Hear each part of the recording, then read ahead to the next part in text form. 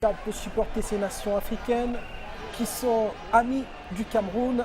Et là, je le cite, le Nigeria qui se relance avec Ordega.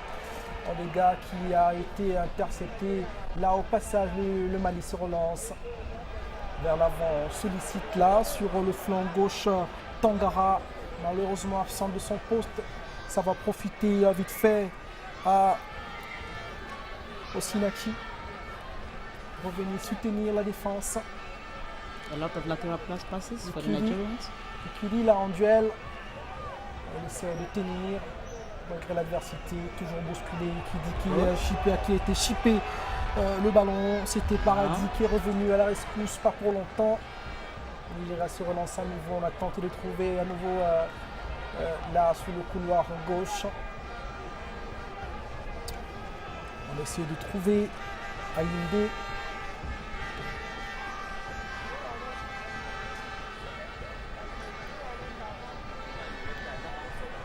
Une animation totalement différente, Ghislaine, du dispositif de départ. Oui, totalement différente parce que déjà les deux équipes jouent dans un style très opposé en ce qui concerne le système de jeu. Le Nigeria joue en 4-3-3 et puis le Mali en 4-5-1. Donc c'est difficile pour le Mali déjà de défendre parce que le Nigeria, quand elles mettent leur armada offensive, ça va très vite de ce côté-là. Et surtout qu'on respecte les lignes de transition également. Maintenant, le Mali confond vitesse et précipitation parce que à chaque fois, elle n'arrive pas à trouver ce point d'appui qui est au niveau de l'attaque.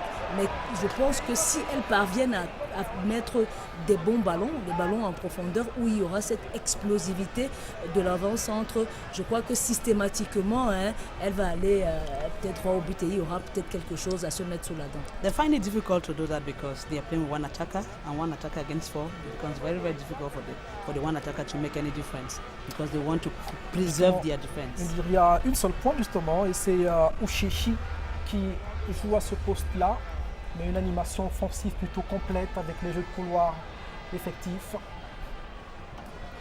Et là, le Mali qui essaye de se projeter. Un match qui manque de rythme quand même si l'équipe nigériane mène au score.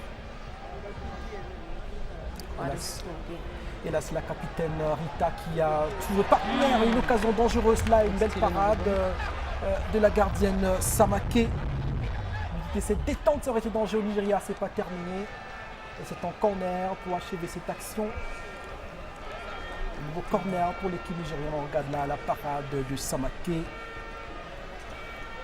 Il faut toujours dire, Chikwelu, elle est très intéressante parce qu'elle met les ballons transversales, que ce soit à gauche, que ce soit à droite. On voit cette polyvalence-là au niveau de ses pieds. Donc c'est une joueuse exceptionnelle parce que c'est elle qu'on voit là beaucoup plus. And Paranoid, we are yet to see her. Toujours attendu cette Paranoïsie, la joueuse nigériane désirée, l'une des vedettes de cette compétition, très attendue. On est qu'au premier match et on a à peine franchi la première demi-heure de jeu. Corner pour les Super Falcons. Desif. Il faut Another play on the fall. For the Super Falcons of Nigeria. Il faut également dire que Florence Oparanoudie, le Nigeria, a décidé comme ça de donner des étrennes aux filles parce qu'il s'agit du football féminin. Aujourd'hui, le football féminin a beaucoup d'autres enseignements au niveau des métiers même du football. Non seulement l'arbitrage, non seulement l'entraînement, il y a également la médecine de sport et aussi le management sportif. Aujourd'hui, les filles s'intéressent davantage à ces formations-là du côté de la FIFA, parce que la FIFA également a un programme, un vaste programme sur Live of Goal. Live your goals. Live your goal, autant pour moi. Donc le Nigeria, à travers Florence Obagomi, profite de ces formations au niveau de la FIFA. Il faut également dire qu'elle a assisté de Anne Ngoruma et puis de Ngocha qui avait traumatisé en 2004. À elle seule, elles ont gagné le Cameroun par un score fleuve.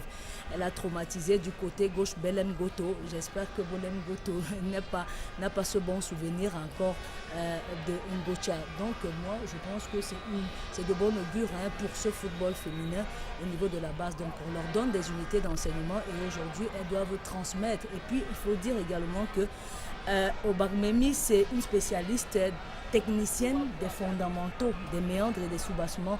Donc elle transmet justement ce qui concerne cette équipe nigérienne parce que regardez comment elle manipule le ballon avec dextérité. C'est impressionnant. Et voilà, Florence Obakmemi, l'entraîneur nigérian dans cette rencontre. Match de la première journée du groupe B, Coupe d'Afrique des Nations féminines, Cameroun 2016.